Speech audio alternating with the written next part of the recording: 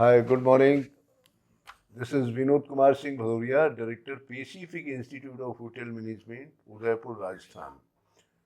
साथियों, आज हमारे लिए बहुत ही हर्ष का विषय है क्योंकि हमारे आज के इस प्रोग्राम में एक ऐसी शख्सियत से हम जुड़ने जा रहे हैं जिनका कि पर्यटन क्षेत्र में काफ़ी लंबे अरसे से जिनका कंट्रीब्यूशन रहा है, जिनका कार्यकाल रहा हुआ है, और हमारे लिए बड़े ही गौरव की बात है कि मैं समझता हूँ कि जिन शख्सियत को आज मैंने आमंत्रित किया हुआ है उनको कोई हम आज से नहीं, हमारा उनका जो एसोसिएशन है वो 1991 से निरंतर चलता चला आ रहा है। और आपके प्रयासों से यशवर्धन सर के प्रयासों से उदयपुर में पर्यटन क्षेत्र में काफ़ी कुछ विकास किया गया हुआ है, और उनका वही निरंतर प्रयास रहता है कि जहाँ भी जो कुछ भी पर्यटन को लुभाने के लिए, पर्यटक को लुभाने के लिए जो भी रिसोर्सेस बन पड़ते हैं उनके लिए वो अप्रोच करते हैं, प्रशासन को लिखते हैं, मिनिस्ट्री को लिखते हैं, तो उनका कुछ ना कुछ जो है प्रयास चलता रहता है। और उनके प्रयासों से, उनके यशस्वी प्रयासों से मैं समझता हूं कि उदयपुर में बहुत कुछ किया गया है, और हम यही उम्मीद रखते हैं कि इनके प्रयासों से और इनकी सहानुभूति से, इनकी लगन से हमारे राजस्थान पर्यटन का बहुत ही अच्छा विकास होगा। तो आज हम अपने बच्चों से, हमारे साथ जो भी बच्चे कनेक्ट हो रहे हैं, जो भी हमारे फैकल्टी मेंबर्स कनेक्ट हो रहे हैं, जो भी हमारे यूनिवर्सिटी से हमारे फैकल्टी मेंबर्स कनेक्ट हो रहे हैं, उनसे मैं यही गुजारिश कर रहा हूँ कि यशवर्धन के आज जो भी विचार हमें वो प्रकट करते हैं उनको हम ध्यान से सुने, और जो है ना उनका मार्गदर्शन करें, ताकि हमारा जो ये पर्यटन क्षेत्र है, मैं चाहता हूँ यशवर्धन से कि आप थोड़ा इस पर ऐसा भी प्रकाश डालिए कि पर्यटन क्षेत्र हमारे बाकी के क्षेत्रों से कितना अग्रसर है, और कितना जो है वो क्या कहना चाहिए, कितना कि फास्ट ग्रोइंग ये इंडस्ट्री है। तो मैं समझता हूँ इससे कोई फास्ट ग्रोइंग इंडस्ट्री है नहीं जिनके माध्यम से हमारे बच्चों को, हमारे विद्यार्थियों को जो होटल मैनेजमेंट के अभी अध्ययनरत हैं और जिनको जॉब में जाना पड़ेगा, तो मैं समझता हूँ ये एक बहुत अच्छा रोल प्ले अदा करता है। तो आज के जो हमारे रिसोर्स पर्सन मिस्टर यशवर्धन जी हैं, उनसे मैं गुजारिश करूंगा, उनसे मैं निवेदन करता हूं कि आज हमारे बच्चों को मार्गदर्शन दें और अपने विचारों से अवगत कराएं। नमस्कार। Pacific academy of higher education and research university की ओर से आयोजित पैसिफिक गुरुकुल में मैं डॉक्टर मेहंदी शर्मा आप सभी का हार्दिक स्वागत करती हूं। आज का हमारा ये कार्यक्रम टूरिज्म 2030 पर आधारित है, जिसके अंदर हमारे स्पीकर हैं यशवर्धन सिंह जी राणावत। आप उदयपुर टूरिज्म के ऊपर निरंतर कार्यरत हैं और उदयपुर टूरिज्म में डेवलपमेंट सेक्टर को लेकर, उदयपुर टूरिज्म में आने वाली संभावनाओं को लेकर और उदयपुर टूरिज्म के अंदर आ रही परेशानियों को लेकर बहुत सारे विस्तृत बिंदुओं पर आज हमारे साथ चर्चा करेंगे, और साथ ही हमारे छात्र और छात्राओं का मार्गदर्शन करेंगे कि आने वाले समय में यानी कि 2030 के अंदर किस तरीके से हमें टूरिज्म को प्रमोट करना है और टूरिज्म को आगे ले जाना है, उसके बारे में विस्तृत जानकारी देंगे। तो आइए चलते हैं, मिलते हैं यशवर्धन सिंह जी राणावत जी से। मेरा नाम यशवर्धन राणावत है। मैं एक होटेलियर हूँ। ओल्ड सिटी में झील के किनारे मेरी होटल है। मैं होटल एसोसिएशन उदयपुर का उपाध्यक्ष हूँ और कुछ अन्य संस्थाओं से भी जुड़ा हुआ हूँ एक पदाधिकारी के रूप में। पर्यटन के लिए काम करना मेरा पैशन है। मुझे धरातल पर पर्यटन के लिए काम करना बहुत पसंद है, और मैं एक लेखक भी हूँ। मैं पर्यटक पे बहुत सारे आर्टिकल्स लिख चुका हूँ और इसी के माध्यम से एक जागरूकता लाना चाहता हूँ। इस शहर में ज्यादा से ज्यादा जागरूकता फैले और लोग पर्यटन के लिए अच्छे से अच्छा काम करें, जिससे हमारे शहर का और राज्य का नाम हो। सर, सबसे पहले तो हम ये जानना चाहते हैं कि कोविड-19 के बाद हॉस्पिटैलिटी और टूरिज्म सेक्टर में क्या बदलाव आए हैं? बहुत सारे बदलाव आए हैं कोविड-19 के बाद। कोविड में लोगों ने एक ऐसा दौर देखा जिसमें पूरे देश में हर जगह सरकार ने बहुत ज्यादा रेस्ट्रिक्शन लगाए थे ताकि लोगों को कोविड से सुरक्षा मिल सके। उस कारण बहुत ज़्यादा बिजनेसेस में इश्यूज आए थे, बहुत कुछ बंद रहा था, सभी तरफ लॉकडाउन था, लोग आसानी से एक दूसरे के पास आ जा नहीं पा रहे थे। पर्यटन तो बिल्कुल खत्म सा हो गया था, सारी होटलें बंद थी, रेस्टोरेंट्स बंद थे, सभी कुछ बंद था। तो कोविड-19 के दौरान लोगों ने वो सब देखा जो उन्होंने पहले कभी नहीं देखा था। कोविड-19 के बाद सुरक्षा मानकों में वृद्धि आई।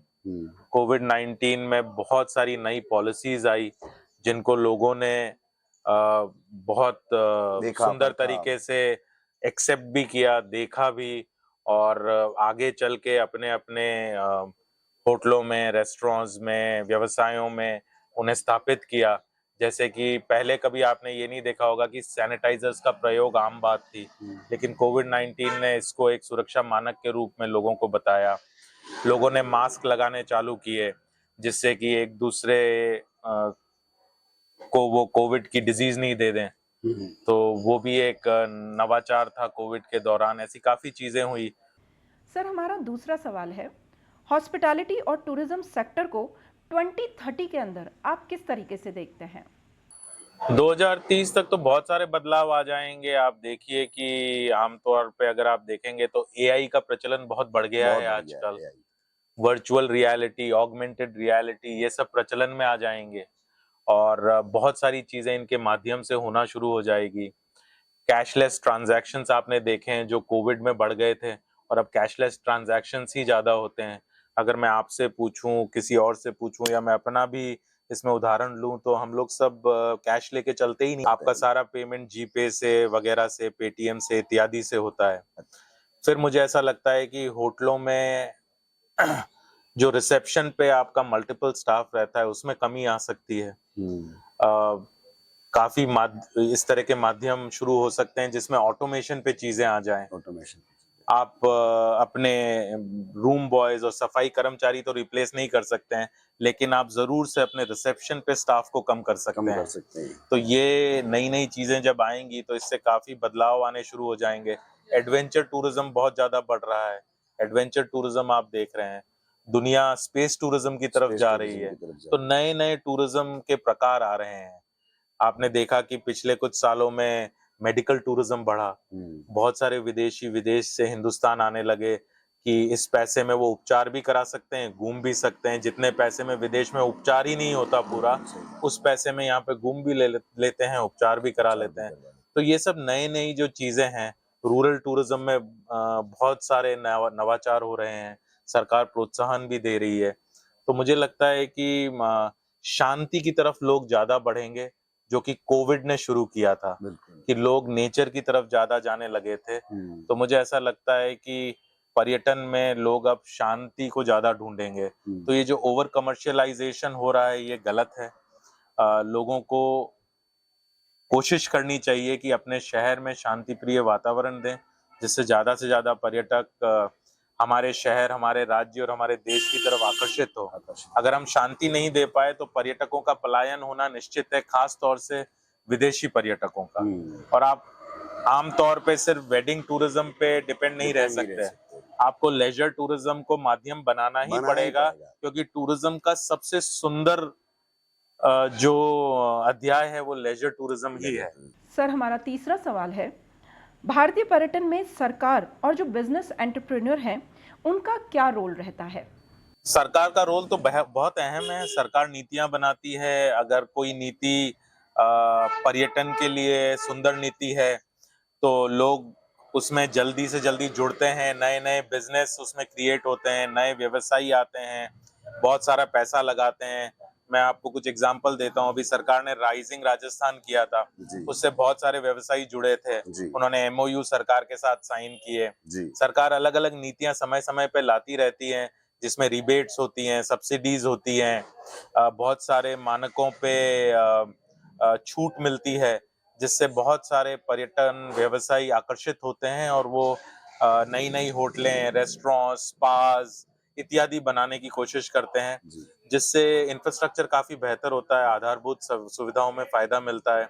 तो सरकार की नीतियां तो बहुत ज्यादा अहम है इसमें। साथ ही में पर्यटन व्यवसायी जो है वो अपने तौर पे भी बहुत सारा नवाचार करते हैं। बहुत सारे लोग अपने बच्चों को विदेशों में पढ़ने भेजते हैं, वो वहां से नई नई टेक्नोलॉजी को सीख के आते हैं, उस टेक्नोलॉजी को सीख के यहाँ उसका प्रयोग करते हैं, उससे वो बुटीक होटल्स बनाते हैं। बहुत सारे जो धनाढ्य लोग हैं वो 5 स्टार्स वगैरह में इन्वेस्ट करते हैं, उसमें भी बहुत सारी नई नई सुविधाओं का प्रचार प्रसार होता है, उससे बहुत सारे लोग आकर्षित होते हैं। आप देखें कि ओबरॉयज ने जब उदयपुर में पहली होटल बनाई या लीलाज ने पहली होटल बनाई, तो ऐसा नहीं हुआ कि कंपटीशन की वजह से पर्यटक बढ़ गया हो, लेकिन पर्यटक उदयपुर शहर के लिए बढ़ गया। अगर पर्यटक कहीं घटा है, विदेशी पर्यटक कहीं घटा है, तो वो सिर्फ और सिर्फ इसलिए घटा होगा कि यहाँ ओवर कमर्शियलाइजेशन हो चुका है और जिन चीजों पे हमें ध्यान देने की जरूरत है उन चीजों से हमने अपना ध्यान हटा लिया है। जैसे कि जो चीजें प्रकृति की देन है हमें, जैसे पहाड़ियां हुई, झीलें हुई, जितनी भी ये चीजें हैं जो प्रकृति ने हमें दी हैं, पेड़ हुए, पौधे हुए, वनस्पति हुआ, जितने आपके गार्डन्स हैं, अगर आप इनका ध्यान नहीं रखेंगे तो आपका पर्यटन यहाँ से पलायन कर जाएगा। आपका जो विदेशी पर्यटक है वो नया डेस्टिनेशन चूज करेगा, जिन्हें वर्जिन डेस्टिनेशंस कहते हैं, वो उनकी तरफ ज्यादा आकर्षित हो जाएंगे और यहाँ पे लेजर टूरिज्म धीरे धीरे कम हो जाएगा और आप सिर्फ कॉर्पोरेट टूरिज्म, वेडिंग टूरिज्म, इन पे आपकी पूरी डिपेंडेंसी आ जाएगी। एक और चीज हम जानना चाहेंगे सर, रिस्पॉन्सिबल टूरिज्म की आज के दौर में कितनी आवश्यकता है? रिस्पॉन्सिबल टूरिज्म की तो बहुत ज्यादा जरूरत है। ये आपने जो पहले प्रश्न मुझसे पूछा ये उसी से रिलेटेड हो गया कि रिस्पॉन्सिबल टूरिज्म भविष्य की जो रिक्वायरमेंट है वो रिस्पॉन्सिबल टूरिज्म ही है। और सस्टेनेबल टूरिज्म और रिस्पॉन्सिबल टूरिज्म के माध्यम से हम बहुत ज्यादा पर्यटकों को आकर्षित कर सकते हैं। रिस्पॉन्सिबल टूरिज्म में आपकी रिस्पॉन्सिबिलिटीज आ गई सारी की सारी। जैसे आपका जल स्वच्छ होना चाहिए। अगर आप पूरे हिंदुस्तान में लें, सारी झीलों को ले लें, नदियों को ले लें, तो हम जो सबसे बेसिक चीज है, सबसे आधारभूत रिक्वायरमेंट जो है उसी को पूरा नहीं कर पाए हैं। हमारा जल हर जगह अस्वच्छ है, हर बावड़ी आपकी गंदी पड़ी हुई है, हर झील गंदी पड़ी हुई है। जब तक हालात ये रहेंगे आप रिस्पॉन्सिबल टूरिज्म की बात ही कैसे कर पाएंगे। रिस्पॉन्सिबल टूरिज्म शुरू होता है धरातल से, ग्रास रूट से। तो आप पहले इन पे कार्य करें, आप अपनी पहाड़ियों को कटने मत दें, स्ट्रिक्ट से स्ट्रिक्ट पॉलिसी लाएं कि हर धनाढ्य जाके पहाड़ी को काट के उस पे नई होटल नहीं बनाए, क्योंकि यहाँ पे जो पर्यटक आ रहा है वो झील देखने आ रहा है, पहाड़ी देखने आ रहा है, वो आपकी नई इमारतें देखने नहीं आ रहा है। आप कभी भी प्रकृति से बेहतर कुछ नहीं बना सकते। प्रकृति भगवान ने बनाई है, आप इंसान हैं। आप वो बना सकते हैं जो प्रकृति के आसपास हो। आप प्रकृति को नष्ट करके कुछ बनाने की कोशिश न करें। अगर आप ये करेंगे तो कुछ सालों तक आप हो सकता है उससे कुछ पैसा कमा लें, पर आप अपने आने वाली जनरेशन को, पोस्टेरिटी को कुछ भी दे के नहीं जा पाएंगे और आप अपने समाज के नाम पे, राज्य के नाम पे, शहर के नाम पे, देश के नाम पे कलंक साबित होंगे। तो ऐसा ना करें। रिस्पॉन्सिबल टूरिज्म में हर चीज आ गई। सस्टेनेबल टूरिज्म में आपके सोलर एनर्जी का यूज आ गया, ऐसी सब चीजें आ गई जिसमें आप कैसे गार्बेज मैनेजमेंट करते हैं, रिसाइकलिंग प्लांट्स कैसे लगाते हैं। मतलब कोई भी चीज आप ऐसी ना करें जिससे कि पर्यावरण पे उसके दुष्प्रभाव आए, तो पर्यावरण पे उसके सुंदर प्रभाव रहें। ऐसे काम आप करें जिससे ज्यादा से ज्यादा पर्यटक आकर्षित हों। अगर आप ऐसा नहीं कर पाएंगे तो आप पर्यटन को खत्म कर लेंगे। हर शहर में प्रशासन होता है, राज्य में सरकारें होती है, राष्ट्र में सरकार होती है, तो ऐसे लोगों को लाना पड़ेगा जिनमें पर्यटन के प्रति दीवानगी हो। इस तरह के पैनल फॉर्म करने पड़ेंगे सरकार को, चाहे तो वो प्राइवेट लोगों से ही आए वैसे पैनल, मतलब ऐसे आर्किटेक्ट्स, डिजाइनर्स हायर करें, ऐसे पैशनेट हितधारकों को बुलाएं जो कि सरकार के लिए पॉलिसी डिजाइनिंग में मदद करें। और जब ये लोग पॉलिसी डिजाइनिंग में और इन मानकों को तय करने में मदद करेंगे तो आप देखेंगे कि इन मानकों का प्रभाव बहुत अधिक हो पाएगा और प्रभावशाली तरीके से इनको लागू भी किया जा सकेगा। क्योंकि जो पॉलिसी बनाते हैं उनकी समझ पर्यटन के प्रति पूरी नहीं है, इसलिए बहुत सारी परेशानियां सरकार को भी झेलनी पड़ती है, प्रशासन को झेलनी पड़ती है और अंत में लोगों को, जनता को झेलनी पड़ती है। और यही परेशानियां भविष्य में पर्यटकों को झेलनी पड़ती है। तो इस तरह से हमें कोशिश ये करनी चाहिए कि आगे से आगे चल के हमें नीतियों को अच्छे से बनाना चाहिए। सर, एक और जानकारी चाहेंगे आपसे। हॉस्पिटैलिटी और टूरिज्म सेक्टर आज किस तरह के चैलेंजेस फेस कर रहा है? बहुत सारे चैलेंजेस फेस कर रहा है। सबसे पहला चैलेंज तो पर्यावरण की दृष्टि से फेस कर रहा है। अगर आप उदयपुर शहर को ही एक उदाहरण के तौर पे लें तो ज्यादातर पहाड़ियां कट चुकी है। ये पहाड़ियां एक बैकड्रॉप होती थी। जितनी भी आपकी प्रकृति है उसका बैकड्रॉप पहाड़ी बनाती है। जब आप कोई फोटो लेते हैं तो पहाड़ी बैकड्रॉप में आती है और आकाश के साथ बहुत सुंदर दिखती है। लेकिन इन पहाड़ियों पे अब अलग अलग तरह की इमारतें बन गई है। उन पे कोई आर्किटेक्चरल मानक था नहीं, कोई नीति थी नहीं, तो हर व्यक्ति ने अपनी मर्जी से एक आर्किटेक्चर दे दिया, अपनी मर्जी से रंग कर दिया उस बिल्डिंग पे। तो उस तरह से आपने अपनी प्रकृति को कहीं ना कहीं खराब किया है। तो ये जो चीजें आपने की हैं, आपने जो सुंदर प्रकृति की देन थी, जो आपके राजा महाराजाओं ने इतने सोच विचार के 1000-2000 साल को दृष्टि में रखते हुए जो चीजें बनाई, उनको आपने एक एक करके खराब किया है। बावड़ियां आप देखें इतनी सुंदर थी, जो आपको पर्यावरण की दृष्टि से भी बहुत फायदेमंद थी। वहां से आप गर्मी के महीनों में जल निकाल सकते थे। वो सारा जल अभी बहुत ही बेकार स्थिति में है। आप गुलाब बाग में भी जाएंगे तो वहाँ 14 बावड़ियां हैं, उन 14 ही बावड़ियों की हालत खराब है। उदयपुर शहर में तो करीबन 100 या 125 बावड़ियां हैं और सभी बड़ी सुंदर हैं, लेकिन उनका रख रखाव बिल्कुल नहीं है। तो ये सब चीजें ध्यान देने योग्य हैं। जितने यहाँ पे उद्यान हैं वो बहुत बुरी हालत में हैं। चाहे तो आप सारे उद्यान फतेह सागर झील के आसपास देखें, चाहे आप शहर के मध्य में स्थित गुलाबबाग उद्यान को देखें, उसकी हालत बिल्कुल ठीक नहीं है। तो इस तरह से हम हमारी प्रकृति को धीरे धीरे खत्म कर रहे हैं और एक अंधी दौड़ में लगे हुए हैं कि सबको पैसा कमाना है। आप पैसे के पीछे दौड़ेंगे तो पैसा आपसे आगे दौड़ेगा। सही है। आप अगर पैशन से काम करेंगे, दीवानगी से काम करेंगे शहर के लिए, तो पैसा भी आएगा, पर्यटन के लिए भी अच्छा काम करेंगे, शहर को भी आप सुंदर बना पाएंगे और आपके राज्य का, शहर का और देश का नाम होगा और ज्यादा से ज्यादा पर्यटक आकर्षित होंगे। अगर आप ये नहीं कर पाएंगे तो न तो आप पर्यटक आकर्षित कर पाएंगे, ना आप आर्थिक स्तर पे देश का भला कर पाएंगे। आप अपनी मूर्खता से सब कुछ खत्म कर लेंगे और 20 साल बाद आपकी जो आगे की जनरेशन आएगी वो परेशान होगी और आपको बद्दुआ देगी कि आप क्या छोड़ के जा रहे हैं उनके लिए। आप ऑलरेडी बहुत कुछ खत्म कर चुके हैं। रुक जाइए, थम जाइए, सोचिए, विचारिए, अच्छी नीति बनाइए, अच्छे क्रियान्वयन कीजिए, अच्छे लोगों को जोड़िए। अंत में सर, आपका कोई मैसेज हमारे स्टूडेंट्स के लिए आप अगर देना चाहें, स्टूडेंट्स के लिए हॉस्पिटैलिटी और टूरिज्म सेक्टर के अंदर किस तरह की अवेयरनेस लाने की ज़रूरत है, स्टूडेंट्स को किस तरीके से नॉलेज अपग्रेड करने की ज़रूरत है, उसके बारे में आप कुछ बताना चाहें? स्टूडेंट्स के लिए यही मैसेज है कि अगर आपका पर्यटन के प्रति पैशन है, दीवानगी है, तो पर्यटन से जुड़ें। अगर पैशन नहीं है, दीवानगी नहीं है, सिर्फ और सिर्फ पैसा कमाना है, तो वो एक सही तरीका नहीं है किसी भी व्यवसाय से जुड़ने का। अगर आपको व्यवसाय में नाम करना है अपना और आपको हर रूप से प्रगति करनी है, तो सिर्फ और सिर्फ पैशन के माध्यम से उससे जुड़ें। अगर आपका दिल धड़कता है उस व्यवसाय के लिए, उस काम के लिए, तो ही उसे करें। और पर्यटन में तो ऐसे लोगों की जरूरत है जो अच्छे दिल से काम कर पाएं, पैशन से काम कर पाएं, चीजों को सुंदर से सुंदर बनाएं और उसमें अपनी ऊर्जा का संचार करें। ये शहर की भी जरूरत है और ये देश की भी जरूरत है। अगर आप ऐसे ऊर्जा का सही दिशा में संचार कर पाएंगे तो आप पर्यटन को आगे ले जा पाएंगे, अपने व्यवसाय को आगे ले जा पाएंगे।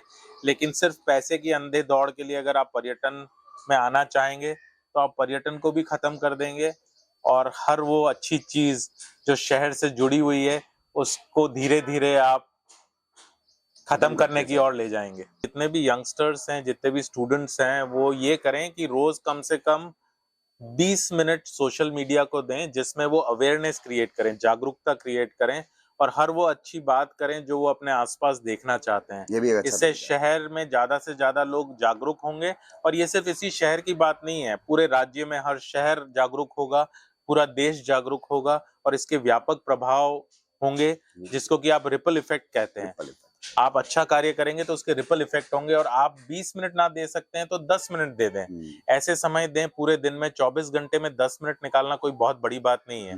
अगर इसमें आप जागरूकता का संदेश सभी को दे पाएंगे तो आप पर्यटन का तो जबरदस्त भला कर देंगे, और आप देखेंगे कि आपके शहर की आभा ही बदल जाएगी। और जहाँ तक मैं समझता हूँ कि यशवर्धन सर के विचारों से हमारे बच्चों को काफ़ी अच्छा मार्गदर्शन मिलेगा और बच्चे काफ़ी लाभान्वित होंगे। और सर का मैं बहुत ही तहे दिल से शुक्रिया अदा करता हूँ कि आपने हमारा बहुत इजी वे में निमंत्रण स्वीकार किया है और आके आपने जो है हमारे इस कार्यक्रम का संचालन किया, और हमें बहुत कुछ आपसे सीखने के लिए मिला। और हम आगे भी उम्मीद करते हैं कि आपको आपका जो है हमें इसी तरीके से सहयोग और इसी तरीके से सपोर्ट मिलता रहेगा। थैंक यू सो मच, आपने अपना कीमती समय हमें दिया, इसके लिए बहुत बहुत शुक्रिया अदा पूरा Pacific institute of hotel management की तरफ से।